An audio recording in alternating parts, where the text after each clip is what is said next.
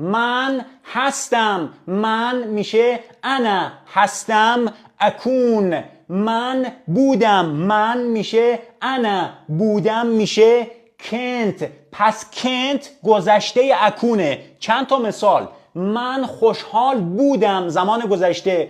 من میشه انا بودم چی میشد؟ میشد کنت. ای والله انا کنت خوشحال هم که میشه فرحان. مثال بعدی من گرسنه بودم. من میشه انا بودم چی میشد؟ کنت. ایول گرسنه هم که میشه یوعان. انا کنت یوعان. مثال بعدی دیروز من خیلی خسته بودم. با خودت میگین چقدر طولانیه نمیتونم. بابا آسونه. یه لایک بزن ویدیو رو.